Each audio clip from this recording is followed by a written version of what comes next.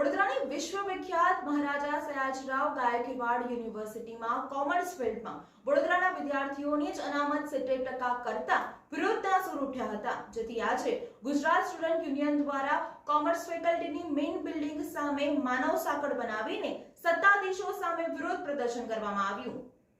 MS યુનિવર્સિટીની commerce ફેકલ્ટીમાં university સત્તાધીશોએ બેઠકો ઘટાડી દીધી હોવાના કારણે વડોદરાના હજારો વિદ્યાર્થીઓ પ્રવેશથી વંચિત હોવાથી ભારે રોષની લાગણી જોવા મળી રહી છે। ધોરણ 12 પાસ કરનારા તમામ સ્થાનિક વિદ્યાર્થીઓને પ્રવેશ આપવામાં આવે તેવી માંગ સાથે આજે એમએસ યુનિવર્સિટીના 100 કરતા વધારે પૂર્વ વિદ્યાર્થીઓ વડોદરા હિતરક્ષક સમિતિના નેજા હેઠળ કમાટી બાગ ખાતે ભેગા થયા હતા અને તેમાં પણ નિર્ણય લેવામાં આવ્યો હતો।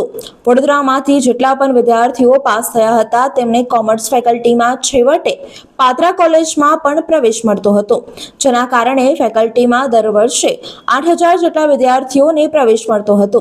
ગત વર્ષે કોમર્સ ફેકલ્ટીના ડીન કેતન ઉપાધ્યાય અને વાઇસ ચાન્સેલર ડોક્ટર શ્રીવાસ્તવે અચાનક જ ફેકલ્ટીમાં ભણવા માટે જગ્યા નથીનું કારણ આપીને માત્ર 5800 બેઠકો પર જ પ્રવેશ અપાશે તેવી જાહેરાત કરી હતી, જેની સામે વિરોધ પણ થયો હતો। આ બેઠકો પૈકી 95% બેઠકો પર વડોદરાના વિદ્યાર્થીઓને પ્રવેશ અપાયો હતો। આ વખતે પણ 5800 બેઠક પર જ પ્રવેશ અપાયો છે અને તેમાં પણ વડોદરાના વિદ્યાર્થીઓની બેઠકો ઘટાડીને 70% કરી નાખી છે।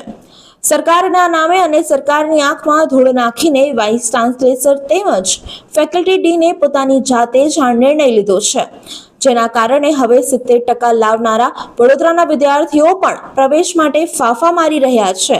ત્યારે ઓલ ગુજરાત સ્ટુડન્ટ યુનિયન દ્વારા ફેકલ્ટી બિલ્ડિંગની બહાર માનવ સાંકળ બનાવીને પ્રદર્શન કરવામાં આવ્યું।